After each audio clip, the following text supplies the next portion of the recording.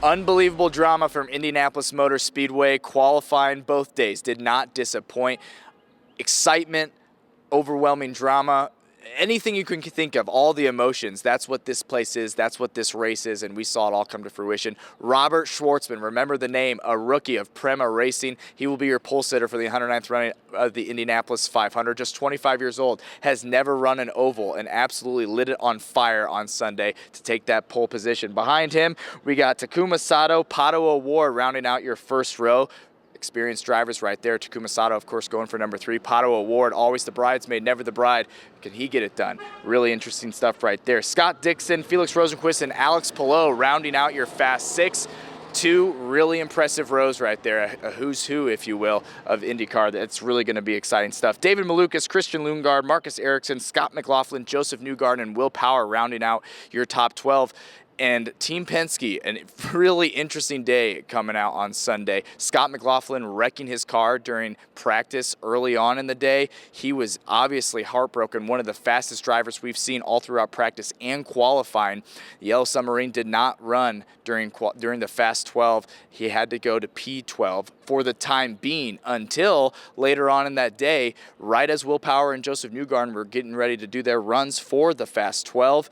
They failed tech inspection. Something on their car did not get up to code. They were wheeled back to the garages, and they too did not run. So that is why Scott McLaughlin, Joseph Newgarden, and Will Power in that order will start P10, P11, and P12 respectively when it comes to the 109th running of the Indianapolis 500. I don't think anybody had that on their bingo card, what happened with Team Penske, and that allowed a lot more drivers to kind of go up to the top. It was a very, very exciting day. And of course, the other side of the coin when it comes to qualifying, who got bumped? That would be Jacob Abel of Dale Coyne Racing, just getting edged by his teammate Rinus VeeKay. He made it in safely. Marco Andretti made it in safely, and Marcus Armstrong, a huge bounce back after a wreck we saw on Saturday, also made the field of 33. So the field is set. The storylines are there. We got a chance to hear from drivers after their ultimate qualifying runs, and of course, Robert Shwartzman, one happy guy.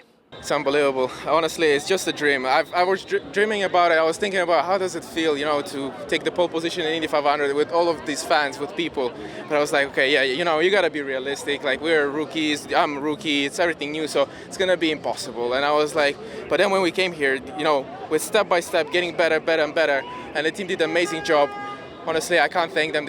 Everything was right. Everything was under control. And I had just a better car. And today, we finally managed to deliver it the best performance I've ever had. Honestly, yeah, it was unbelievable. I have no words to describe because I still can't believe it. It's just like a dream. Somebody needs to pinch me, and it's like I need to wake up because it's unbelievable. It seems so natural for you. How have you felt this out all week to peak at a day like this then? I think the most important thing is the approach. I think that's where it brought us to the pole, is, don't rush things up. It's very easy to lose it here.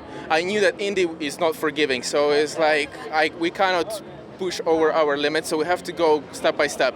And even though we missed the first day of testing, we still managed to get a good run, good understanding, and even today, we arrived to a stage where the car was feeling really good. I was like, I feel the car really good. And we wanted to try a new thing. And I was like, let's just not risk it. Let's just keep it as it is. We'll finish where we're going to finish. And that's it. And yeah, at the end, the car was unbelievable last run. You're the first rookie since 1983 to take the pole here at Indy.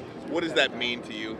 Well, I hope it's a new chapter in the history books of Indy. Yeah, it means everything to me, honestly.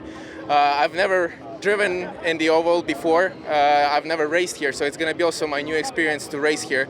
I don't want to have high expectation on that topic as well. I just want to do a smooth, nice race and ride.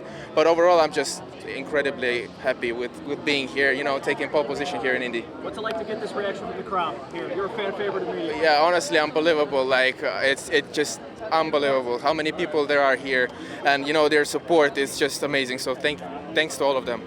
It's a great question. I mean, the pop from the crowd was so loud when they saw that you were going to get the pole. What does that mean to you? I mean, it means everything. The biggest supporters are the fans, man. It's unbelievable. They're just, I couldn't hear them, unfortunately. I had the engine behind me, but I think I could feel this vibe, this whole energy that they were expressing. And honestly, it's unbelievable. Big thanks to all of them. Yeah, it was great. It was a perfect run, for us, and finally we nailed it. Everything perfectly together. Obviously, great. I'm being really proud of all the teams, and huge congrats to Prema and Shwartzman. Wow, what a speed they're clocking. It's fantastic. So a complete hat off. But for our sake, I think the boys and engineers are working extremely well. So I'm very, very proud of that. How has this whole week been for you? It's been a jet coaster, up and down. But no, I think we should be very, very proud of that. And we now obviously. Working really hard to get the race car sorted, so we are still a long way off. So, but it should be good. You're showing that one time a year you still got it. Yes, close. But I think I respect all the competitors doing a fantastic speed. So we made everything we had. So we should be very proud of that. This is great. This is literally what I want. I told my family yesterday. Actually, I was like, my goal is to be on outside of the front row. Like. Obviously I would have loved pole, but it's a tall task, and it's also you just never know here. It's always a surprise, and I think it's phenomenal what Prema did with Shwartzman. I think it's an incredible story, and for us we're right there. We're right there. We had a very quick car all month, and we're going to continue to have it in the race. So now we can work on that and see what we can make happen. How will it be different now that you're in the front row? It's the best view going into turn one. No one's in front of you, so I'll be right beside Sato and Robert. So it's a pretty unique front row. Probably the rookiest of rookies on pole. Sato, very experienced Indy 500 winner, and then myself. How was the challenge all week, and every run was different? Man, I have to say, I gotta give it to just all my competitors that strap into these cars, especially this year. It's been a very gnarly month in terms of accidents, and we're taking these cars so on the edge. I had mine just right there this last run, getting wiggly into one, and it's just you're playing with fire there, man. Have you seen like the saves that you could do maybe last year, a year before? You can't do that anymore. So you're flirting with basically almost going to the hospital. When you're really trying to get that last little bit of speed. So it's a bummer that I feel like we lost some speed there, but that's Indy. But I'm super pumped that we're on the front row. You say it's best view going into turn one, being on the front row. What type of advantage is that to start up front? It obviously helps you, not have to really worry about getting through the field. I think last year it's a great representation, at least on our side, where we really had to get to fight just to have that opportunity. And not saying that starting there is going to save you. No, it's 200 laps, it's so long, things can go wrong so quickly, even if you're starting on pole, if you're starting at last. So we just need to keep our heads down. We know where to position ourselves to have a shot, and that's what we're going to try and do. No, it's cool. Winning the pole at the Indianapolis 500 is pretty sweet. It's obviously his first race here. It's pretty cool for Prema, and obviously himself, and maybe I think they were definitely an underdog for sure. Until everybody saw their first run on Saturday, nobody really counted them in, and when we all saw it and how much they were lifting in the corners, I was like, oh my, this car is super fast. So good job to them. This is a tough place, and especially getting through the conditions of yesterday was hard as well. But yeah, good on them, man. Good on them. You seem like you're at the top of your game right now this week too. Yeah, it's been okay. Some kind of weirdness. We thought the car would go a lot faster in that last session there. We trimmed out pretty hard. This morning I kind of woke up when we did the same kind of trim, and unfortunately we just didn't have the speed. And I think that was true for the 10 and the 60 as well, which my kind of favorite, and I thought that was going to get the pole, was Felix, but all of us just didn't really go. So it's kind of frustrating in some ways, but it's not meant to be easy. It felt pretty good, to be honest. I feel like we were right on the edge, as trimmed out as we could be comfortably, or uncomfortably. It's never comfortable around here, especially this year. But I don't know, I thought I had a good first lap, looked down on the dash, balance went pretty good, and I just didn't have any speed. We actually went slower than in the Fast 12, so I'm not sure what happened exactly. I haven't really heard exactly why, but Yeah, it's weird. Like, it was cooler and we were more trimmed out, but we went slower. So this place is weird like that. Like, sometimes they'll play tricks on you. It's never over until it's over. So huge congrats to Robert and Prema. That's a pretty phenomenal debut story for them. And I raced for that team as well. So I'm happy for those guys. They did a really, really good job. P5. It's a pretty solid start. So I'm not. It's when you have the chance, and especially how good we looked. It's a bit disappointing, but. We're in the game, which is the main thing.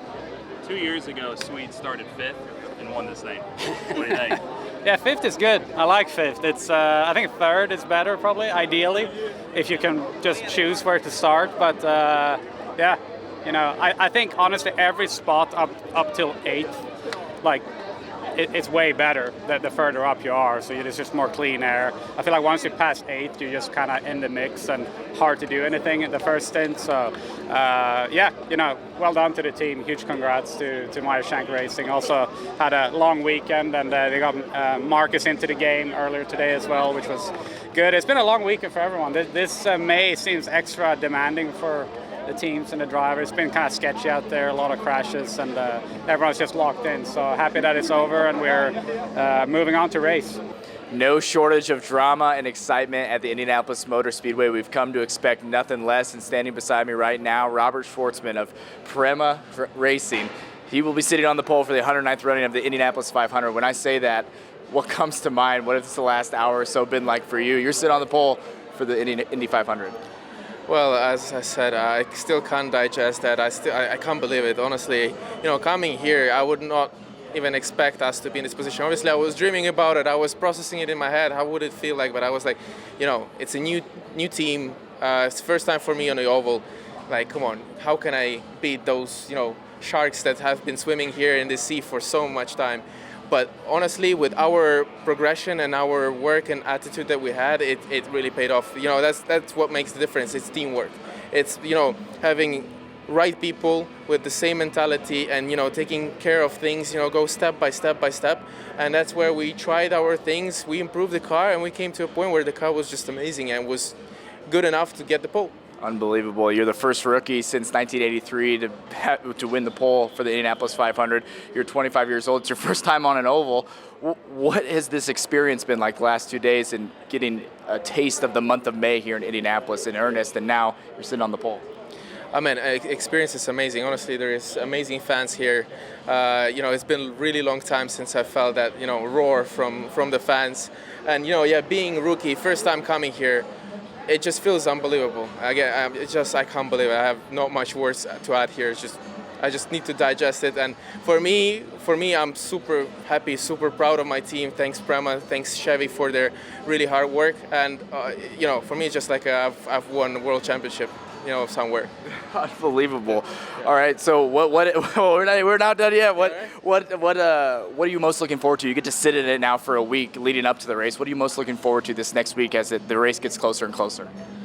I think it's the same approach. It's just to try to use the time we have to get a good car for the race. Obviously, I don't want to put any high expectation. I've never raced on an oval, so I don't know how this battle's going on. How do you defend and overtake exactly? So I think I'm just going to take care again with the same approach, just taking it easy. Whatever it's going to be, what it's going to be. I think I've firstly proven to myself I was the fastest guy here in quali, and that's already for me a massive thing. And in the race, it's Indy 500, anything can happen. I don't want to put any expectation, but I know just one thing, I'm going to do my best and battle until the end. I hear you're fluent in Italian, is that right? Yeah. All right, can you say, I'm sitting on the pole for the Indianapolis 500 in Italian? Io partirò primo dalla pole position in Indy 500. There you have it, Robert Shwartzman, the rookie. Congratulations, sir. Sitting on the pole for the 109th running of the Indianapolis 500. Send it back to you. That was the end where it was a little loose, for sure. Just ran a little light on downforce, and I tried to finish the run. It was coming to the end, and I was just trying to make sure I got round. I should have bailed, and unfortunately I didn't. And I'm really sorry to my team. Kills me. But it's a character building day, I guess you could say. What does it mean for the rest of the day for you? I have no idea. I know I got the best crew in pit lane. I'm sure they're already pulling things out and working hard to make sure that we got a just as fast car, but I know that thing was a rocket ship and I destroyed it. So I'm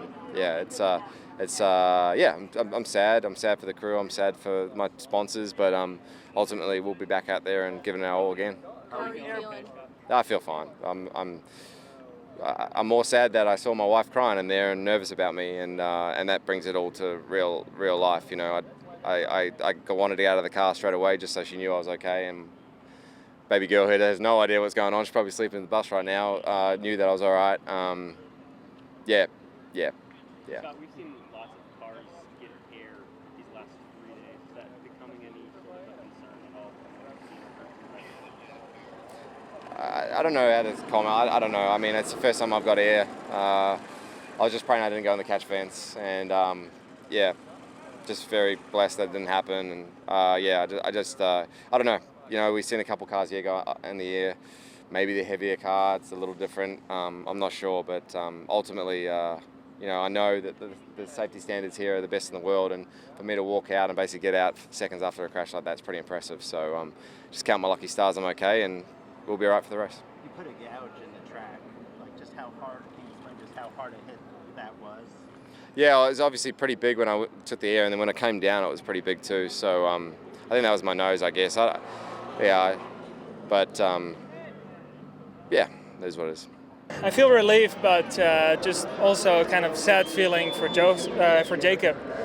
Not being able to make the field is, it's a special moment making your first Indy 500. Unfortunately, he has to wait another year, but we were very slow out there today. Fortunately, not the slowest between the teammates. Is this far more gut-wrenching and nerve-wracking than running for the pole? Yes, definitely. And when you run for the pole, you have some euphoria going on. Right now, it's just the feeling like you're hanging on, but you're not sure what you're hanging on to. So. What was the thought process of going back out before Jacob? Yeah, for me, the reason was they asked me, do you want to go out, yes or no? The engine was warmer. I did not get to run the hybrid. I did not have that power on the first run, so the track got a little bit cooler, so we thought, let's go out. I don't want to leave anything up to chance. I did go out and go about a mile an hour slower, and that was the same thing for Jacob. So I felt like with this car, the more we run, the slower we get. So we have to look into that because we need to make Sunday a good day after making it to the grid. Yeah, it sucks, obviously, for sure. Unfortunately, been preparing for this a little bit the past couple of days, or the past day, really. We were fast all week. I felt really good with the race car, all week long. We were in a good place. We were always thereabouts on the no-toe and everything. But it's like something happened on Friday night. I don't know if someone came in there and stole all of our speed or horsepower, but as soon as we hit Saturday, we just didn't have any pace, and it honestly just kept getting slower and slower each run. So, I hope they figure something out for Renus, because the delta's pretty big and it keeps just growing from us and the other cars. So, I hope they find something. But regardless, we'll be back next year, hopefully. I just saw Nolan give you a hug. What did he tell you, Jacob? Yeah, no one knows this feeling better than him. We've been friends the past few years for sure, racing against each other. So. Yeah, it sucks. I do appreciate all the support from the other drivers. It kind of means the world to me. So, Nolan included.